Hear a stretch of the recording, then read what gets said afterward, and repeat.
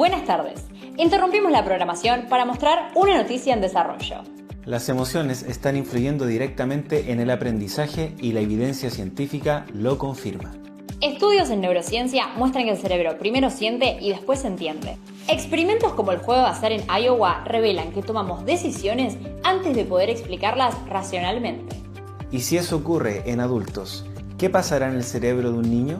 Nuestros especialistas, Sebastián, Mariana y Romina, han preparado una nota informativa para responder a estas preguntas y otras. Es una pregunta muy bonita porque nos lleva directamente al aula. Pensemos en esta escena. Un estudiante levanta la mano, duda, mira al docente y la baja. No hubo nota, no hubo corrección, pero por dentro algo ya pasó. El cuerpo le dijo muy bajito, mejor no, todavía no. Eso que ocurre ahí es lo que la neurociencia ha observado en un experimento llamado Juego de Azar de Iowa.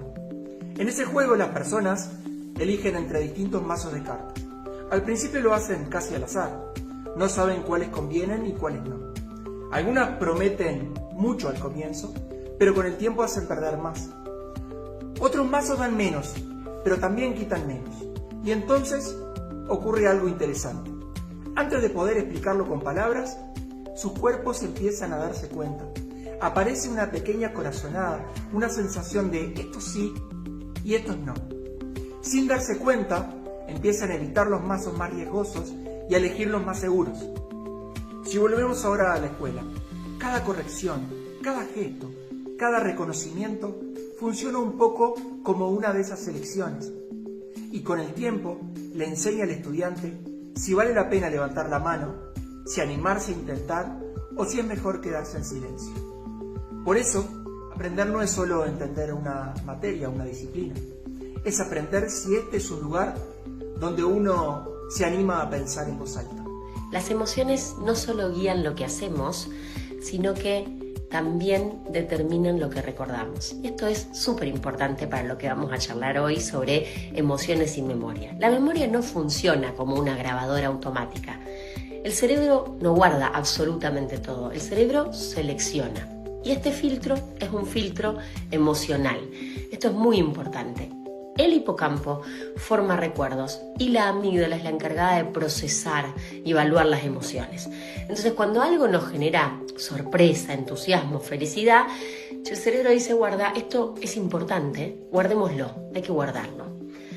Así se consolida lo que nosotros conocemos justamente como memoria. Lo que emociona se guarda mucho más fuerte, se fija más fuerte. Cuando olvidamos, por ejemplo, lo que nos pasó un martes hace 2 semanas cualquiera, pero recordamos perfectamente una situación que quizás fue hace muchos años, pero un docente nos hizo sentir en el aula que éramos capaces de hacer algo y eso nos generó alegría y esa experiencia la vamos a recordar mucho más. Entonces, la emoción no viene a adornar el recuerdo, la emoción lo construye al recuerdo. Y en el aula, cada aprendizaje deja una doble huella. Por un lado tenemos la huella cognitiva, por el otro lado está la emocional, que es esta que estamos debatiendo ahora y que es tan importante. Porque al final el cerebro recuerda mucho mejor, no lo que más se repite, como cuando aprendemos las tablas y somos chiquitos, sino lo que más se siente. Y en este escenario, el docente tiene un papel trascendental, ya que de él dependerá si el aula se convierte en un desafío motivador o en un entorno percibido como amenazante. Gracias a las investigaciones y aportes de la neurociencia, hoy contamos con mayor evidencia sobre cómo las emociones influyen directamente en el aprendizaje. Es por eso que hoy te presento los 5 elementos indispensables por los que todo docente puede comenzar para crear un aula emocionalmente segura y así favorecer el aprendizaje. 1. Seguridad emocional. Cuando el cerebro percibe amenaza, entra en modo alerta y bloquea procesos fundamentales como la atención y la memoria. Sin seguridad emocional, el aprendizaje simplemente no ocurre. 2. Rol emocional del docente. El profesor es el principal promotor de emociones dentro del aula. Su empatía, su tono de voz y su presencia influyen directamente en la disposición del estudiante para aprender. 3. Clima emocional y entorno compatible con el cerebro. Neuroeducar implica crear ambientes donde el cerebro tenga ganas de quedarse. Por ejemplo, tener un docente que actúe como líder resonante, estudiantes motivados y un entorno emocionalmente seguro. 4. El error como motor del aprendizaje. Cuando el error se asume con naturalidad, se promueve la resiliencia, la participación activa y una mentalidad de crecimiento que potencia el aprendizaje. Y número 5. Humor y sonrisa en el aula. Introducir el humor y la sonrisa en el aula reduce la tensión, disminuye el estrés y favorece un clima emocional positivo. Cuando el docente sonríe y utiliza el humor de forma respetuosa, el cerebro se relaja, se incrementa la motivación y se facilita el aprendizaje. En definitiva, educar no es solo transmitir contenidos, sino crear las condiciones emocionales necesarias para que el cerebro pueda aprender. Es todo por ahora. Mauricio y Luna, regresamos al estudio. Nuestro corresponsal, Guillermo Sánchez, ha preparado una nota que complementa esta información con estudios neurocientíficos. Muchas gracias, Mauricio y Luna. La neurociencia educativa ha confirmado un hallazgo claro. La emoción no acompaña el aprendizaje, la inicia. El doctor en neurociencia, Francisco Mora, profesor universitario y divulgador científico en España, explica que sin emoción no hay atención, y sin atención el cerebro no activa los circuitos necesarios para aprender. Sus investigaciones muestran que el cerebro prioriza aquello que tiene valor emocional, dejando fuera la información que no despierta interés. Desde Estados Unidos, la doctora Mary Helen Imordino Young, neurocientífica y profesora de educación, psicología y neurociencia en la University of Southern California, ha demostrado que los procesos emocionales y cognitivos están profundamente integrados. Sus estudios evidencian que las emociones influyen directamente en el razonamiento, la toma de decisiones y el aprendizaje profundo. Y hablando en el ámbito de la aplicación educativa, Jesús Guillén, profesor y referente de neuroeducación en la Universidad de Barcelona, señala que estas evidencias científicas obligan a rediseñar la enseñanza. Guillén destaca que las experiencias de aprendizaje que generan curiosidad, reto y significado personal incrementan la consolidación de los aprendizajes en la memoria a largo plazo. Las investigaciones coinciden en una conclusión clara. El aprendizaje duradero no se construye repitiendo contenidos, sino diseñando experiencias emocionalmente significativas. Desde la neurociencia aplicada a la educación, reportó Guillermo Sánchez. Regresamos con ustedes, Mauricio y Luna. Y seguimos de cerca la emergencia en el cerebro de un niño. ¿Qué ocurre cuando el aburrimiento domina la sala de clases? Las periodistas Valentina y Cintia ya están en terreno monitoreando el cóctel de neurotransmisores de este niño. Estamos transmitiendo en este momento desde el interior del cerebro de Carmen, una niña que se encuentra sentada en su sala de clases, aparentemente tranquila, pero lo que ocurre aquí dentro es una verdadera emergencia neuroemocional. La clase avanza de forma monótona, no hay desafío, no hay sorpresa, no hay sentido, estamos viendo las primeras consecuencias.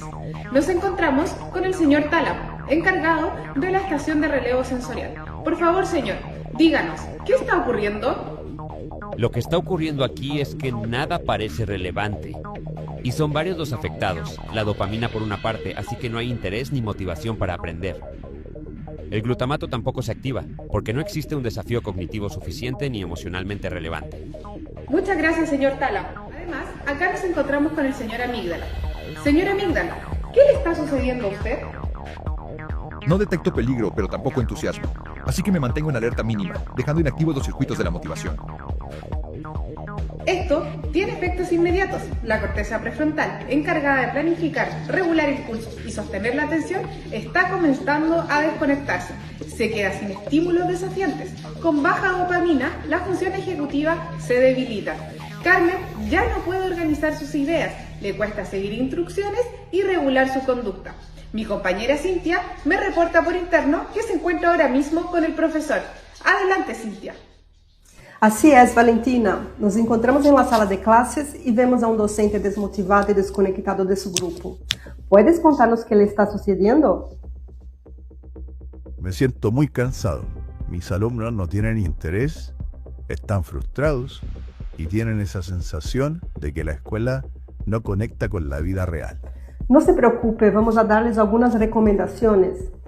Un metaanálisis realizado en 2011 indica que las prácticas pedagógicas mejor diseñadas para promover el desarrollo emocional y social de los estudiantes son las denominadas prácticas SAFE, secuencial, activo, focalizado y explícito. Secuencial es decir, el aprendizaje emocional necesita pasos, una progresión clara y desafíos posibles.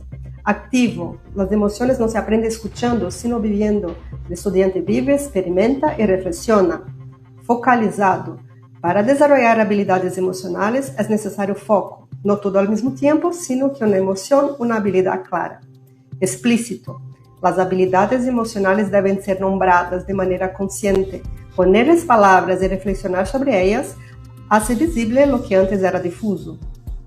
Cuando una práctica educativa es SAFE, no solo enseña contenidos, crea las condiciones para que el cerebro y la emoción trabajen juntos. Además, no basta con que la actividad sea SAFE, es fundamental que el docente fomente un buen clima emocional en aula y cultive vínculos positivos. Eso implica apertura para escuchar, sensibilidad para leer lo que el grupo necesita y disposición para generar confianza. Cuando el estudiante se siente seguro, valorado y respetado, el cerebro baja la guardia y el aprendizaje fluye. Un clima emocional positivo reduce el estrés, activa la motivación y abre la puerta a un aprendizaje más profundo. Es decir, no se requiere un gran cambio en el currículo, sino una resignificación de cómo enseñar, integrando prácticas SAFE y un clima emocional que considere la integralidad del estudiante. Muchas gracias, Cintia. Aplicaré la técnica SAFE con mis estudiantes ahora mismo. Pero atención, algo acaba de cambiar. Valentina, ¿observas algo desde dentro del cerebro? Efectivamente, Cintia, puedo visualizar que algo está sucediendo con la amígdala. Se activa de forma positiva y nos encontramos acá con varios amigos que forman este cóctel de neurotransmisores, como por ejemplo con la señora dopamina. Esto va a valer la pena. Ahora voy a activar la motivación y el interés por aprender. ¿Y usted, doña noradrenalina, qué va a hacer? Yo ayudaré a mantener el foco de atención, priorizando lo relevante. Me apoyaré del glutamato para que el aprendizaje sea duradero.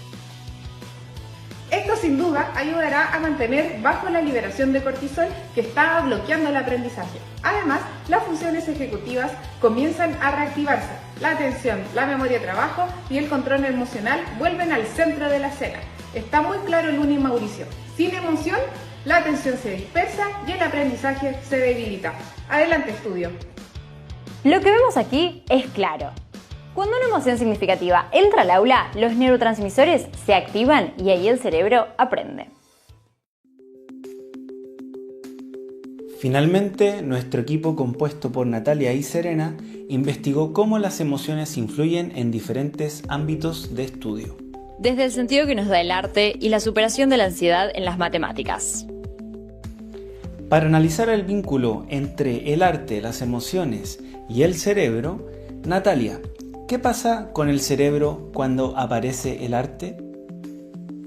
Muchas gracias, Mauricio, por tu pregunta. Y para poder dar respuesta es fundamental tener en cuenta tres aspectos: el cerebro, las emociones y el arte. Porque el cerebro aprende mejor cuando se emociona, porque las emociones activan circuitos neuronales vinculados con la atención, la memoria y el sentido de lo aprendido. El neurocientífico David Bueno, en su libro El arte de ser humanos, lo expresa con muchísima claridad. No somos seres racionales que sentimos, sino que somos seres emocionales que piensan. Desde esta mirada es fundamental dejar que el arte sea solamente un complemento o una materia en nuestras aulas. Debe convertirse en un motor del aprendizaje profundo, capaz de activar la plasticidad cerebral y generar conexiones duraderas. ¿Y cómo hacemos esto en nuestras aulas? El arte nos ayuda a dar sentido a lo que vivimos, y el sentido es la base del aprendizaje duradero. Si las escuelas incorporamos el arte con esta mirada, vamos a lograr que nuestros alumnos construyan contenidos con significado, que vivan climas en el aula emocionalmente seguros, que formemos personas más sensibles, críticas y profundamente humanas. Si queremos que las escuelas transformen, necesitamos transformar, que estos aprendizajes se sientan, porque donde hay arte, hay emoción y sentido. El cerebro no solo aprende, sino que se transforma. En nosotros está Así que te invitamos a vos que estás mirando este noticiero, que te sumes, porque un cambio es posible. Transformemos la educación, porque tenemos muchas herramientas que nos pueden ayudar y el arte es una de ellas. Muchas gracias.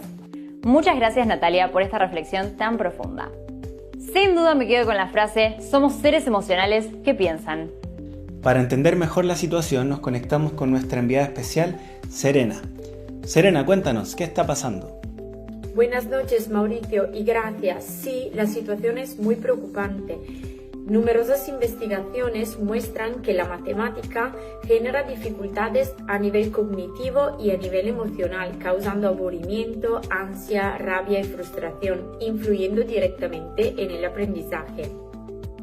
¿Desde cuándo aparecen estos problemas? ¿Estamos hablando de personas mayores? Lamentablemente no. Con el paso del tiempo el aburrimiento aumenta, disminuye el disfrute y la ansiedad se mantiene estable. Esto significa que las emociones negativas hacia las matemáticas nacen muy pronto. ¿Cuáles son las causas y cómo afecta el rendimiento en las matemáticas? Sí, uno de los factores clave es lo que los estudiantes creen sobre sí mismos y sobre la matemática. Cuando los alumnos sienten poco control y dan poco valor a lo que estás haciendo, aparecen emociones negativas que están fuertemente relacionadas con bajos resultados en matemáticas. Además, los fracasos repetidos y una enseñanza muy rígida pueden dañar la autoestima y la autoeficiencia. Un panorama preocupante. Pero ahora llega una noticia esperanzadora. Desde el último Summit Internacional de la Organización Mundial para las Emociones en el Aprendizaje, llegan mensajes positivos. ¿Es así?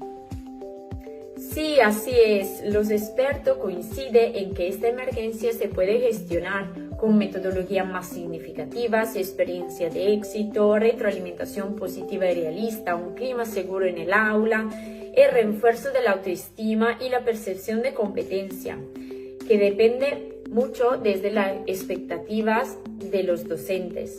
Por ahora es todo desde aquí. Seguiremos atentos a los próximos desarrollos sobre esta emergencia educativa y emocional.